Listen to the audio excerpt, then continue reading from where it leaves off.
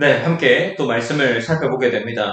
한 주간 어떤 삶을 사셨습니까? 평안하셨습니까?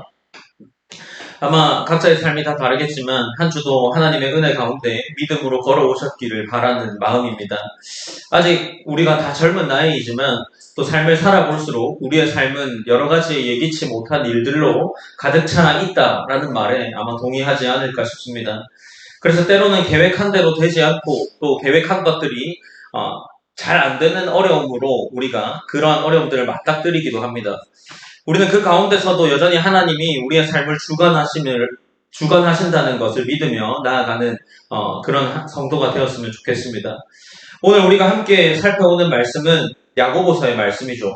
야고보는 행함에 대한 문제를 계속해서 이야기하고 있습니다. 특별히 4장에서는 공동체를 세워나가는 일에 있어서 행함이 어떠해야 하는지에 대해서 기록하고 있습니다. 야고보가 4장 서두에 들어와서 공동체 안에 다툼이 있는 이유에 대해서 말하고 있었습니다. 4장의 서두에서 야고보가 이 야고보서를 읽는 독자들에게 있었을 법한 다툼을 이야기하고 있는데 그 다툼의 문제가 근본적으로 사람의 이기심과 욕망에서 기인한다라고 기록하고 있었죠. 그리고 이러한 싸움은 하늘의 지혜로부터 행하지 않은 결과다라고 이야기를 합니다. 그리고 이어지는 지난주에 살펴봤던 4장 11절에서 12절까지의 본문에서는 형제들끼리 비판하고 비방하는 문제, 그것이 우리가 재판관의 자리에 앉아 있는 것이다. 곧 하나님의 자리에 앉아서 누군가를 비판하고 판단하는 일을 하고 있는 것이다. 그것이 바로 우리가 짓는 죄다라는 것을 이야기하면서 우리가 준행자라는 제목으로 말씀을 지키고 행하는 자가 되어야 한다라는 말씀을 나누었습니다. 지난주 말씀을 떠올려보면 어떻습니까? 그 말씀에 대한 행함이 여러분 가운데 있었습니까? 누군가를 판단하거나 꼭 내가 입술로 누군가를 비판하여서 그 하나님의 죄를 범하는 그러한 일들을 하셨는지, 아니면 우리가 말씀을 지키는 자로서 우리의 삶을 조금은 더 구별해서 우리의 삶의 변화를 경험하는 자리가 되었는지 모르겠습니다. 오늘도 마찬가지로 한 삶의 일부분에 대한 이야기를 하면서 야고보가 그 말씀을 이어가고 있습니다. 4장 13절에서 17절은 또 다른 현실적인 문제를 이야기하고 있습니다. 일상 속의 교만을 이야기하는 것으로 생각해 볼 수 있는데, 하나님 없이 사는 삶이 어떤 삶인가라는 것을 지적하면서 야고보가 그 이야기를 하고 있습니다. 야고보는 내일에 대한 한 사람의 계획과 확신이 어떻게 하나님을 배제할 수 있느냐라는 것을 지적하고 있습니다. 오늘 말씀을 통해 우리의 삶과 계획, 그리고 하루하루의 선택 속에서 어떻게 하나님을 인정하며 나아가야 하는지를 조금 살펴보며 나아갔으면 합니다. 13절은 앞서 말한 것처럼 새로운 주제를 제시하면서 문제를 지적하고 있습니다. 우리가 4장 13절 말씀을 함께 한 번 더 읽어보시겠습니다. 13절입니다. 읽으시겠습니다. 시작. 들으라, 너희 중에 말하기를 오늘이나 내일이나 우리가 어떤 도시에 가서 거기서 1년을 머물며 장사하여 이익을 보리라 하는 자들아. 네, 야고보는 우선 장사와 관련된 이야기로 이 본문을 시작하고 있습니다. 당시 디아스포라 유대인 중에는 실제로 경제적인 활동을 하기 위해서 상업에 대한 사업을 하는 사람들이 많을 것으로 보고 있습니다. 실제로 많은 학자들도 당시 디아스포라들이 흩어진 유대인들이 각자가 처한 상황 속에서 장사를 하는 일을 많이 했을 것이다 라고 추정해서 하는 기록들이 있습니다. 그래서 야고보가 아마도 그들도 장사하고 있는 사람들이 많았으므로 이러한 본문을 이어나가는 것으로 생각해 볼 수 있겠죠. 야고보는 그들이 세우는 계획에 대한 문제를 지적하고 있습니다. 그들은 이렇게 말합니다. 오늘이나 내일이나 우리가 어떤 도시에 가서 1년을 머물며 장사하여 이익을 보리라 라고 이야기를 하고 있죠. 여기서 야고보가 지적하는 것은 일상적인 계획 자체를 죄로 보는 것은 아닙니다. 이런 그들의 계획 가운데에 하나님을 찾을 수 없는 것이 문제였던 거죠. 오늘이나 내일 1년을 머물며 이익을 보리라 라는 표현 속에서 사람의 확정적인 어떤 의지로만이 될 수 있다라는 교만이 드러나고 있는 겁니다. 사람의 미래에 대한 자신감, 곧 하나님 없이 우리의 삶을 스스로 이끌어갈 수 있는 길을 정할 수 있다고 믿는 그 마음이 그 안에 있는 것이 문제다라는 것을 지적하고 있는 거죠. 그러면서 이제 14절로 곧장 넘어가서 그 생각을 야고보가 정면으로 반박하고 있습니다. 내일 일을 너희가 알지 못하는 도다. 너희 생명이 무엇이냐라고 이야기를 이어나갑니다. 곧 사람의 존재에 대한 유한함을 이야기하죠. 여기서 너희 생명이라는 표현을 이해할 때 그것이 단순히 우리가 살아있고 호흡한다라는 그 생명으로 보는 것보다 조금 더 넓게 이해하는 것이 더 좋습니다. 이 생명은 한 사람 전체의 인생 전체 과정, 삶을 이야기하는 것이겠죠. 그러면서 야고보는 그 한 사람의 삶을 이야기하면서 그 삶이 안개와 같다라고 이야기를 합니다. 너희는 잠깐 보이다가 사라지는 안개니라 라고 이야기하죠. 안개에 대해서 이야기할 때 이 고대 사람들이 자연현상에 대해서 이해를 하는 과정 중에 이 안개라는 것은 어떤 인식을 가졌느냐라고 할 때 당시 안개는 그저 새벽에 잠시 나타났다가 사라지는 굉장히 덧없는 현상을 의미한다라고 이해했습니다. 그러니 야고보가 지금 그들을 향해서 이 너희의 생명은 안개와 잠시 나타났다 사라지는 안개와 같다라고 말하는 것을 통해 그 사람의 계획 혹은 그 사람의 삶이 얼마나 허무한지를 이야기하고자 했던 거죠. 그래서 이 본문은 단순히 인생이 짧으니까 열심히 살아라 라는 교훈이 아닙니다. 야고보는 하나님의 주권에 대한 그 인식이 없는 것에 대한 문제를 지적하고 있는 거죠. 사람은 자기 생명을 스스로 유지할 수 없고 내일이 보장되어 있지 않습니다. 즉 모든 계획이 하나님이 허락하셔야만 이루어진다는 것을 기억하여 떠올리게 하죠. 그러니 지금 야고보가 이야기하는 것은 이 자기 확신, 교만의 자기 확신을 갖는 것, 하나님 없이 자기가 무언가를 할 수 있다는 그 굳은 의지가 우리에게 있어서 교만이다라는 것을 보여주고 있는 겁니다. 교만은 단순히 자만심, 무언가를 잘 할 수 있는 의지적인 능력을 이야기하는 것이 아니라 지금 야고보가 이야기하는 것은 하나님을 잊은 상태를 이야기하고 있는 겁니다. 야고보는 이를 지적하면서 이야기를 이어나갑니다. 야고보는 이 경고를 매우 실제적인 언어로 던지고 있습니다. 오늘이나 내일이라는 표현은 시간의 구분만 되는 것이 아니라 하나님을 대신하여 시간의 주인이 되려는 태도라고 할 수 있습니다. 시간은 사람의 것이 아니죠. 시간은 하나님께서 창조하신 질서의 일부입니다. 따라서 내일을 우리의 것으로 소유하려는 것, 내 자신으로 소유하려는 것은 어쩌면 하나님 없이 그것을 소유하려는 것은 하나님의 창조 질서에 대한 도전이라고 할 수도 있겠죠. 결국 야고보가 지적하는 것은 단순히 교만이 아니라 하나님에 대한 도전으로 이어질 수 있습니다. 이 본문은 오늘날 우리에게도 매우 직접적으로 다가올 수 있을 겁니다.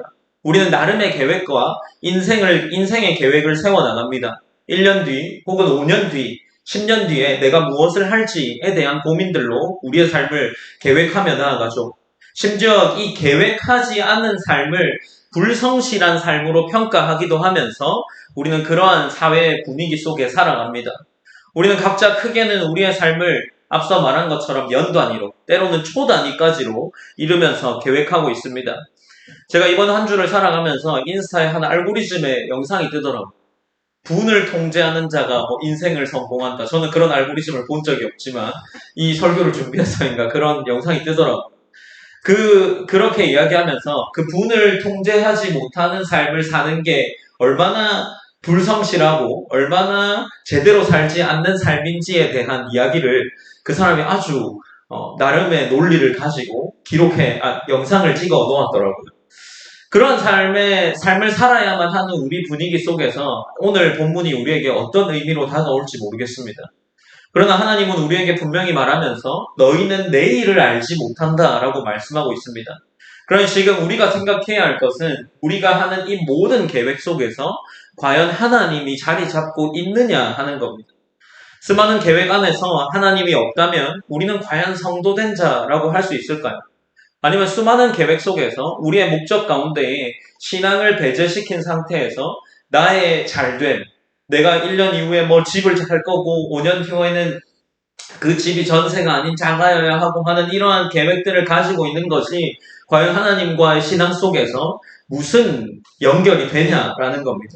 그 안에 하나님이 계십니까? 만약 하나님의 계신가에 대한 질문이 없다면 우리는 이미 23절에서 말하는 야고보가 말한 이 교만의 길을 걷고 있는 것일지도 모릅니다.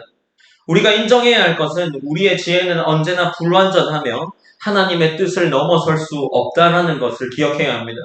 야고보는 이러한 현실을 지적하면서 우리 계획과 성공을 절대화할 수 있는 그런 신앙적인 교만을 폭로하고 있는 겁니다. 그러니 우리가 이 본문을 통해서 기억해야 하는 것은 하나님이 우리 가운데에 함께 하셔야 된다는 겁니다. 제가 일상기도회를 계속해서 하는 이유가 무엇이라고 아마 이야기들을 다 나눈 것을 기억하는데, 일상기도회를 하는 이유가 하루라도 하나님을 더 기억했으면 좋겠다. 하루에 아주 짧은 시간이지만 그 짧은 시간이라도 내가 신앙인이라는 것을 기억했으면 좋겠다 하는 마음에서 이 일상기도회를 하는 겁니다. 그런 면에 있어서는 이 본문이 우리에게 꽤나 와닿는 본문이 될 수 있습니다. 우리가 하루 가운데 자는 시간 제외하고 깨어있는 시간에 단 한 번도 하나님을 기억하지 않는다면 지금 우리는 야고보가 지적하는 이 13절의 죄, 그리고 14절에서 폭로하고 있는 우리의 인생의 덧없음을 우리가 다시금 돌아보면서 우리의 삶을 돌아보아야 하는 그 시점에 서 있는 겁니다. 이제 본문은 15절로 이어집니다. 15절은 앞에 교만한 태도와 대조되는 참된 신앙의 자세가 무엇인지를 이야기하고 있습니다. 우리가 15절 본문을 함께 읽어보시겠습니다. 읽으시겠습니다. 시작.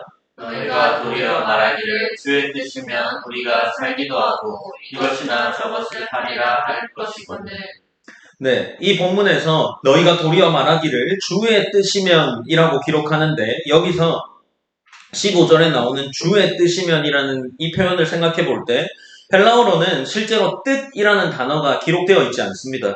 그래서 이것을 조금 더 직역해서 이야기해 보면 만약 주께서 원하시면이 됩니다. 그러니까 다시 그렇게 해서 번역해 보면 너희가 도리어 말하기를 만약 주께서 원하시면 우리가 살기도 하고 이것이나 저것을 하리라 할 것이거늘이 되는 겁니다. 물론 의미상의 큰 차이가 있지는 않습니다. 그러나 주께서 원하시면이 더 올바른 번역이 될 수 있다라는 것을 우리가 생각했으면 합니다. 야고보가 말하는 이 고백은 하나님의 절대 주권에 대한 신앙적인 응답입니다. 우리가 살아있는 것조차 하나님의 뜻이며 우리가 무엇을 계획하고 행하는 모든 일이 그분의 허락 안에서만 가능하다라는 것이 고백이 되어야 한다라는 거죠. 이 구절은 신약의 다른 사도들의 고백과도 동일하게 일맥상통합니다. 바울 역시 고린도 전서에서 이러한 이야기를 합니다. 주께서 원하시면 내가 속히 너희에게 가리라, 나아가리라 라고 이야기하는데, 아마 바울의 신앙의 태도와 지금 야고보가 말하고자 하는 신앙의 태도가 동일한 것 같습니다. 진정한 신앙인은 모든 계획 속에서 하나님의 뜻을 먼저 묻는 사람이겠죠. 이 구절의 핵심은 사람의 언어와 사고 속에서 과연 하나님을 인정하는 태도가 있느냐 하는 겁니다. 14절에서 15절에 들어있는 말과 대조되는 태도가 바로 그 이야기인 거죠. 16절은 이와 대조되는 태도를 다시 한번 경고하면서 이어지는데, 16절에서는 이제도 너희가 허탄한 자랑을 하니 그러한 자랑은 다 악한 것이라 라고 이야기를 합니다. 여기서 허탄한 자랑이라는 것은 자기 과시적 거짓 확신을 의미합니다. 조금 더 그냥 우리가 와닿는 말로 번역해보면, 더 쉽게 말하면 허풍쟁이가 되는 겁니다. 이 허풍쟁이라는 단어가 실제로 허세나 자기 기만을 의미할 때 사용하는 단어였는데, 야고보는 바로 이런 자기 확신, 어떻게 보면 하나님 앞에서의 자기 확신은 허풍이라는 것을 이야기하고 있는 겁니다. 단순한 인간적인 자만이 아니라 하나님을 대체하려는 신학적인 교만이 이 안에 보이기 때문에 하나님의 절대 주권을 인정하지 않고 있는 거죠. 결국 15절에서 16절은 성도가 어떻게 하나님 중심으로 회복되어야 하는지를 보여줍니다. 주께서 원하시면 이라는 말은 하나님에 대한 절대 의존적인 신앙 고백이 되어야 한다라는 거죠. 반대로 내일 이렇게 하겠다라는 말은 우리가 자유롭게 무언가를 의지하고 결정하는 것처럼 보이지만 실제로는 하나님 없는 교만을 보여주고 있는 겁니다.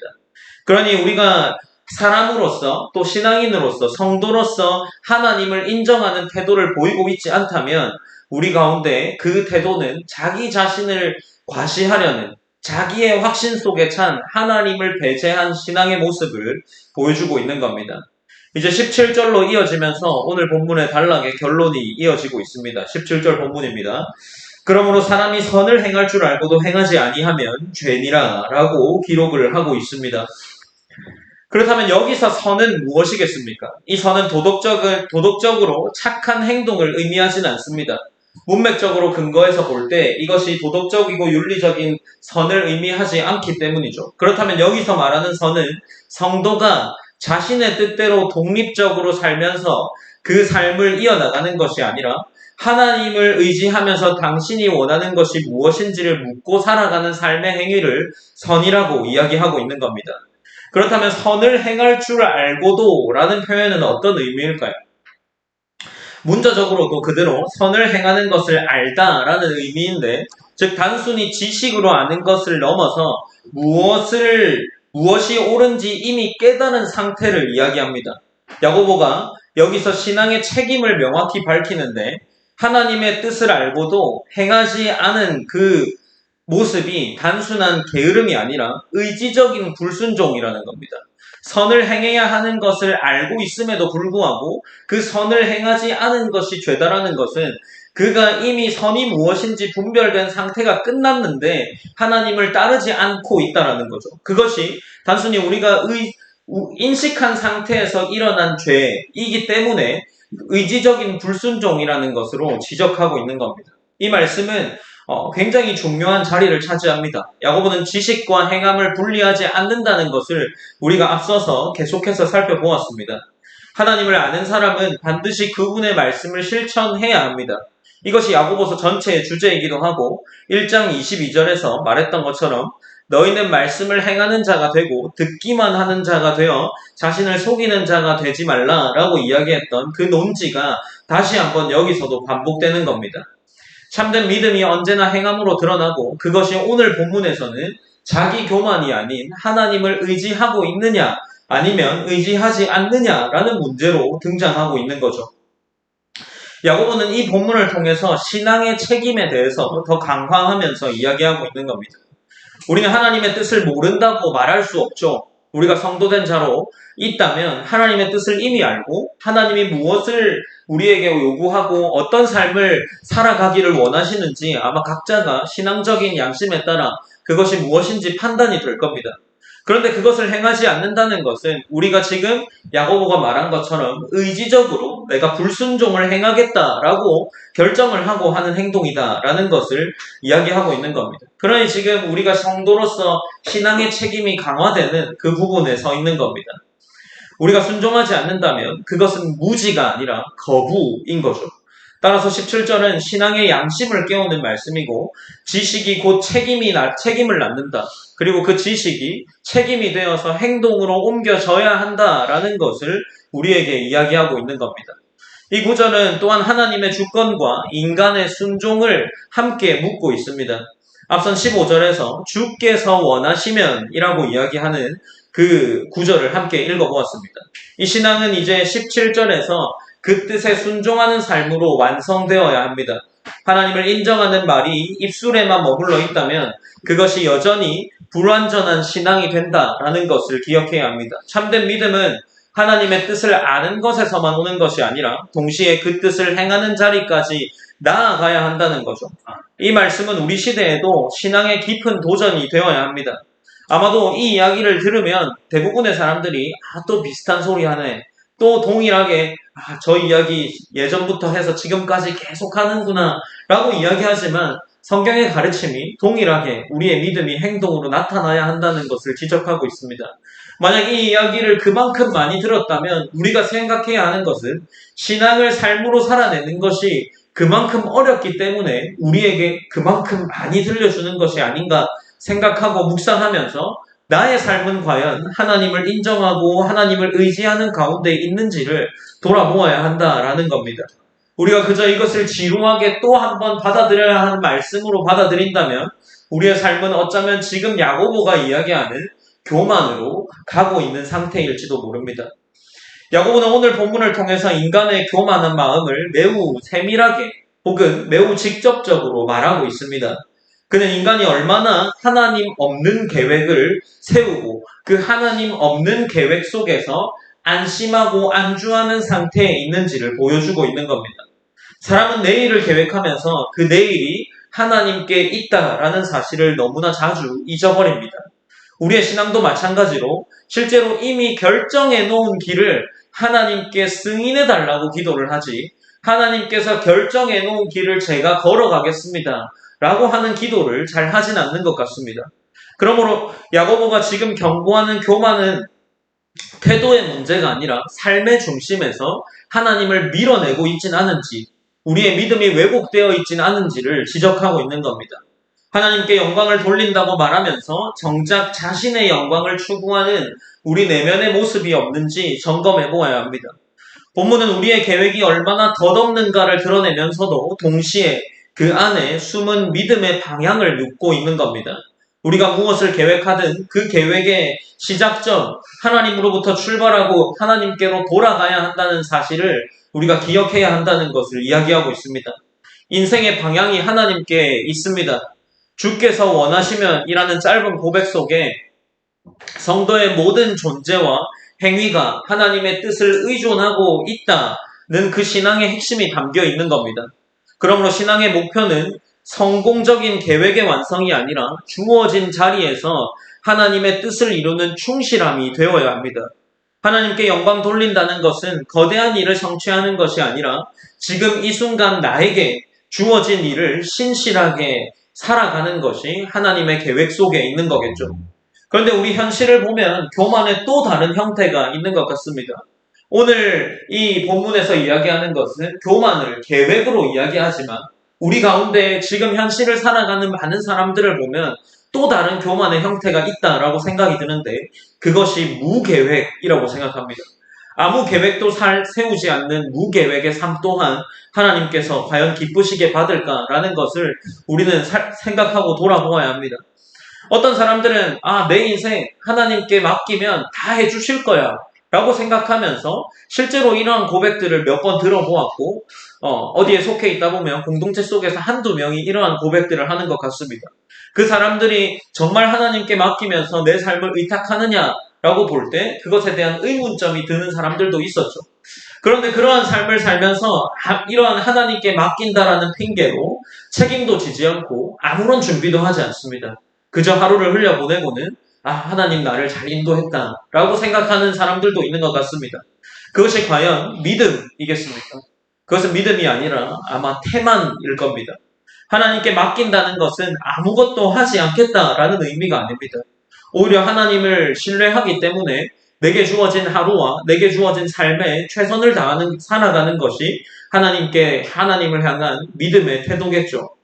진정한 하나님께 맡긴다라는 것은 게으름이 아니라 어쩌면 우리식으로 표현하면 성실함이라는 다른 이름일 겁니다.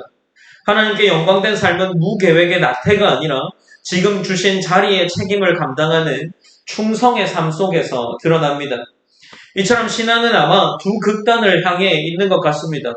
한쪽은 모든 것을 통제하려는 교만의 계획, 다른 한쪽은 아무 계획 없이 살아가는 태만의 무계획인 것 같습니다. 하나님 없는 계획은 교만이 되고 하나님 없는 무계획은 불신이 됩니다. 믿음의 사람은 이 두 극단 사이에서 하나님께 묻는 삶을 선택해야겠죠. 내 계획을 세우되 그 안에서 하나님께 끊임없이 물어야 합니다.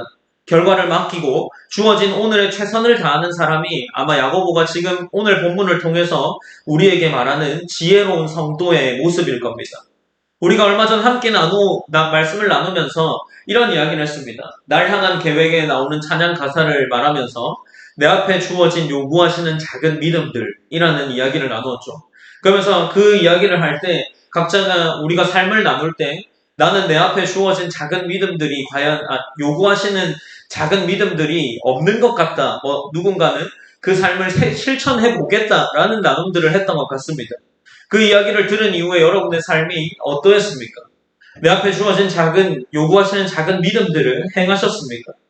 하나님께서 내게 주신 작은 자리, 작지만 분명한 소명 속에서 신실하게, 성실하게 우리의 삶을 살아내는 것이 오늘 본문에서 내일을 계획하지 않는 혹은 하나님을 더 의지하는 삶의 모습일 겁니다. 오늘 본문은 화려한 인생 설계도가 아니라 지금 내 앞에 놓인 하루를 믿음의 길로 살아내는 길을 가르치고 있습니다. 하나님은 우리의 성공적인 계획보다 오늘의 순종과 성실한 걸음을 기뻐하실 겁니다. 그러므로 사랑하는 여러분, 하나님께 영광 돌리는 삶은 그저 한 계획을 매우 탄탄하게 부서지지 않을 것만큼 구체적으로 세우는 것이 아니라 하나님 앞에서의 의미 있는 삶이 되어야 하는 겁니다. 그것은 내 계획을 이루는 삶이 아니라 하나님의 뜻을 이루는 삶이 되는 거겠죠. 우리가 미래를 스스로 통제하려 하지 않고 주어진 자리에서 최선을 다할 때 하나님은 그 삶을 통해서 영광 받으실 겁니다. 하나님은 큰 일을 통해서 영광 받으시는 것이 아니라 우리 앞에 주어진 삶, 가정을 돌보고 성실히 일하고 주일에 예배를 지키는 일상 속의 신실함을 통해서 하나님은 그자의 영광, 그자의 삶의 예배를 받으실 겁니다. 진정한 신앙의 자유는 이 하나님께 맡김에서 시작되는 거죠. 야고보는 17절에서 신앙의 책임을 강조했습니다. 선을 행할 줄 알고도 행하지 아니하면 죄니라 라고 이야기합니다. 이 말씀은 신앙의 양심을 향한 강한 도전입니다.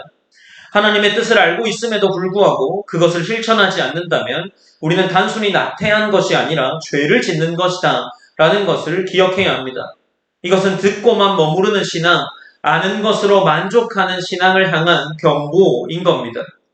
하나님께 영광된 삶이란 선한 뜻을 아는 삶이 아니라 그 뜻을 지금 행하는 삶, 앞서 말한 성실히 충성된 삶을 살아나가는 것입니다. 신앙은 내일을 향한 계획보다 오늘의 순종으로 증명된다는 것을 우리가 반드시 기억해야 합니다. 하나님의 뜻을 아는 사람은 반드시 그 뜻대로 살아야 합니다. 순종이 없는 지식은 교만이 되고 교만은 결국 하나님을 사라지게 만듭니다. 야고보는 아는 것만으로 충분하지 않다라고 말합니다. 우리는 반드시 야고보가 말한 그 아는 것에 대한 이어지는 행함과 충성, 행함으로 증명되는 믿음을 살아내야 합니다. 그 행함은 멀리 있지 않고 말했던 것처럼 바로 우리의 곁에, 가정에서, 일터에서, 교회에서 하나님께서 나를 두신 그 자리에서 신실하게 살아나가는 것으로 완성됩니다. 오직 하나님께 영광이란 결국 일상 속의 충성과 하나님에 대한 진실함으로 드러난다라는 겁니다. 사랑하는 여러분, 우리는 날마다 계획을 세웁니다. 내일 일을 준비하고 다음 달에 일정을 짜고 내년에 목표를 세웁니다. 그러나 그 과정 속에 하나님이 빠져 있다면 야고보는 이런저런 도시에 가서 라고 말하는 자들을 지적하면서 야고보가 지적한 그 동일한 죄 가운데 서 있는 겁니다. 야고보가 이야기한 이 오늘이나 내일이나 이런저런 도시에 가서라고 말하는 자들을 지적하면서 인간이 얼마나 쉽게 자기 삶을 통제할 수 있다고 착각하는지를 드러내고 있습니다. 우린 자신의 시간표와 계획표 속에서 어떻게 살아가고 있습니까? 하나님의 자리에 대신 무언가를 끼워 넣고 하나님 위에 우리의 계획을 올려둘 때가 많이 있습니다. 이것이 우리의 신앙의 왜곡이 되지 않아야 하지 않겠습니까? 우리의 삶의 모습 속에서도 동일하게 야고보가 말한 것처럼 내일이나 오늘 혹은 내년에 내 계획 위에 하나님을 얹는 겁니다. 하나님 계획 위에 우리의 삶이 올라가 있는 것이 아니라 나의 계획을 성취하는 것의 도구가 하나님이 되어서는 안 되지 않겠습니까? 오늘날의 사회는 계획과 통제 그리고 예측 가능한 삶을 성공의 표준으로 삼습니다. 우리의 삶은 어떤 모습으로 드러나고 있습니까? 우리가 마치 계획하지 않는 삶을 사는 것이 우리 사회 속에서 좋지 않은 평판을 받기 때문에 그저 계획이 있는 사람처럼 혹은 능력이 있는 사람처럼 보이기 위해 불확실함을 두려워하는 그 사회 분위기 속에서 내가 내 인생의 주인이 되기 위해서 최선을 다해 살아가지 않습니까? 그러나 신앙인의 모습은 그러한 모습이 아니라는 것을 오늘 본문이 우리에게 이야기하는 것을 기억해야 합니다. 그러니 신앙은 나에 대한 확신이 아니라 하나님의 주권을 중심에 두어야 한다라는 것을 우리가 기억해야 합니다. 우리가 반드시 기억해야 할 것은 불확실함 속에서도 하나님이 인도하신다는 확신을 붙드는 것이 믿음이라는 겁니다. 모든 것을 미리 계산하고 통제하는 힘을 가지는 것이 믿음이 아닙니다. 야고보는 바로 이 지점에서 우리에게 이 책망하고 권면하고 있는 거죠. 너희가 내일 일을 알지 못하면서 내일을 장악하려는 것이 교만의 문제임을 지적했습니다. 그러므로 믿음의 사람은 불확실한 내일을 두려워하지 않아야 합니다. 그 내일 또한 하나님이 함께 하실 것이기 때문이죠. 하나님이 오늘 나를 주신 그 자리에서 성실히 살아가는 것, 그것이 우리가 요구하는 그리고 우리가 가장 생각해야 하는 하나님께 영광되는 삶입니다. 오늘 말씀은 우리에게 다시 한번 질문하고 있습니다. 예측 가능한 계획, 당신의 계획 속에 하나님은 살아계십니까? 우리는 바쁜 일상과 치열한 경쟁 속에서 내 계획을 이루느라 정작 하나님께 묻는 일에 인색할 때가 많습니다. 그러나 신앙의 성숙은 이 질문에서 시작해야 합니다. 내일의 계획 속에, 나의 계획 속에 하나님이 있느냐라는 질문 말이죠. 내가 계획을 세우는 자가 아니라 하나님의 뜻을 묻는 자로 살아갈 때 우리의 삶은 비로소 하나님의 궤도 위에, 믿음의 궤도 위에 올라가게 될 겁니다. 하나님이 주권이심을 인정하는 그 믿음이 오늘 우리의 걸음을 새롭게 세우는 그러한 하나님의 성도의 삶이 될 겁니다. 그 믿음은 내일의 큰 계획이 아니라 앞서 말한 것처럼 오늘의 작은 충성으로 증명됩니다. 바로 그 자리가 하나님께 영광되는 자리임을 믿고 우리가 한 주를 살아갈 때 하나님께 그저 내 계획을 매우 탄탄하게 세우는 그러한 한 주를 보내는 것이 아니라 하나님이 우리의 삶을 이끌어 가실 것을 믿으면서 하나님께서 나의 삶 가운데 간섭해 주시기를 기도하는 마음으로 그렇게 한 주를 보내었으면 합니다. 우리가 말씀을 붙잡고 함께 기도했으면 합니다. 하나님께 기도할 때 하나님 우리의 삶 속에서 하나님이 우리의 삶을 간섭하셔서 믿음의 자리에 내가 서 있을 수 있기 원합니다 라고 기도하셨으면 좋겠습니다. 하나님께서 우리의 삶 가운데 그저 내가 내 삶을 매우 구체적으로 매우 세밀하게 세워나가면서 우리의 삶을 계획해 나가는 것이 아니라 그 모든 삶의 상황 속에 하나님의 간섭하심, 그 모든 상황 속에 하나님이 나와 함께 하심을 우리가 믿으며 의지하며 살아갈 수 있도록 하나님이 인도하여 달라고 기도했으면 좋겠습니다. 그래서 내가 주어진 내 삶의 자리에서 하나님께 충성된 모습, 하나님의 자녀된 모습, 성도된 자로서의 하나님의 자녀된 모습이 보일 수 있는 그러한 하나님 자녀가 될 수 있기 원합니다 라고 우리 그렇게 함께 기도하시면서 결단하시면서 기도하시겠습니다.